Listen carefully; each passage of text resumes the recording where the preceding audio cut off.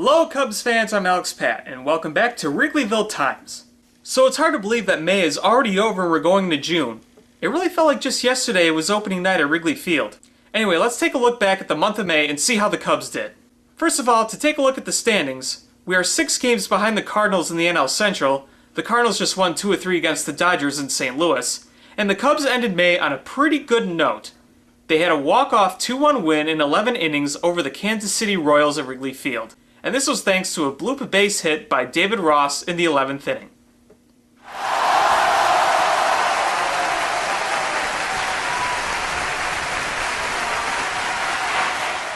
Now this all happened after Dexter Fowler was called out at the plate on a Rizzo single. It looked like he was safe, but it was kind of hard to tell in the replay, so it was inconclusive as he was initially called out.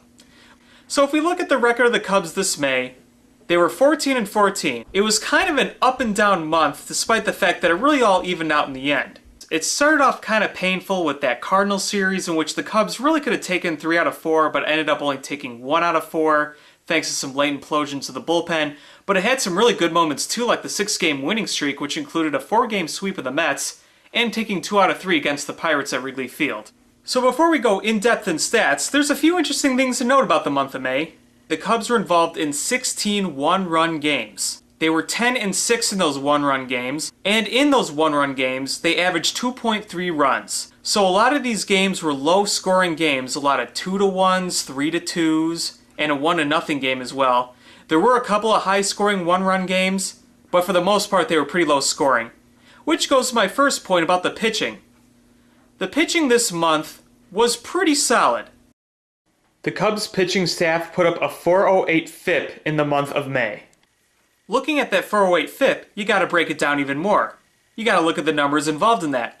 The 2 key numbers in this FIP were the home runs that the Cubs gave up and the strikeouts that their pitchers recorded. It was a kind of funny month of May, especially towards the end with the home runs. In the National Series, they gave up a number of home runs, and overall in the month of May, they gave up 35 home runs, which was the second most in the NL. A lot of those home runs, though, were solo home runs, and the first few games of the National Series, all runs were decided on solo home runs on each side. So yes, the Cubs are giving up some long balls, but the good thing was no one was really on base for those long balls. Also, the other key component is the Cubs struck out 243 batters in the month of May. That was good enough for 3rd in the NL. And you put those together, and that's where you pretty much get that 4.08 FIP, even though there were other factors involved, like base on balls and hit by pitch. But I think those were 2 big numbers that the Cubs pitchers put up that were really important to look. And overall, the total runs scored against the Cubs pitching was 120, which was good enough for 15th in baseball. So it was middle of the road when it comes to runs scored against them. Now going back to the topic of strikeouts is when we move on to the offense for the Cubs in the month of May. The offense overall, like the pitching, very middle of the road. Not terrible, not completely lights out. One of the biggest things that the Cubs offense struggled with all year was strikeouts. The Cubs struck out 291 times in the month of May, by far the most in baseball. You got rookies like Chris Bryant, Jorge Soler, and Addison Russell. You're going to expect a lot of strikeouts, and it's something that's going to be worked on as these kids develop and get older. So for the time being, the strikeouts is frustrating, but at the same time, it's kind of expected. And as you take a look at all the other numbers offensively, first of all, on-base percentage. In the month of May, the Cubs had a .309 on-base percentage, which was 9th in the NL and 15th in baseball. And for OPS, the Cubs had a .699 OPS.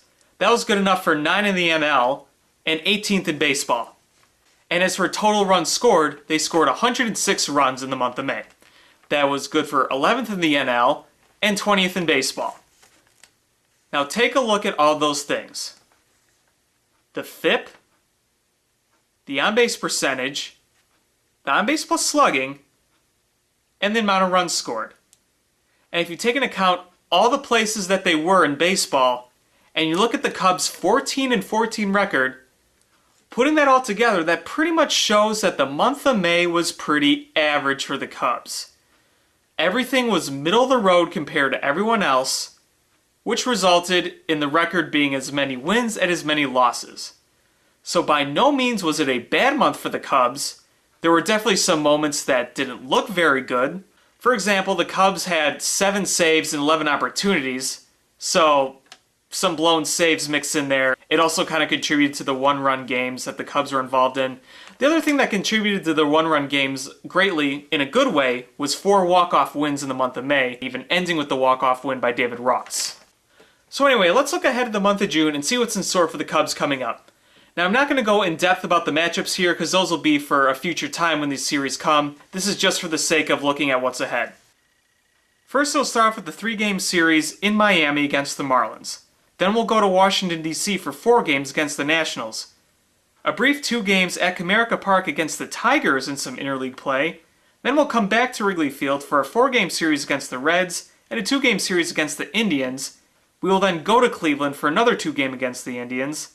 And then we'll go up north to Minnesota and play a 3-gamer against the Twins, come back to Wrigley Field for a 4-game set against the Dodgers, then we'll go back to St. Louis for a 3-gamer against the Cards, and then we will end the month of June starting with the first game of a series against the Mets at Citi Field in New York. And this has been Alex Pat with another report for Wrigleyville Times.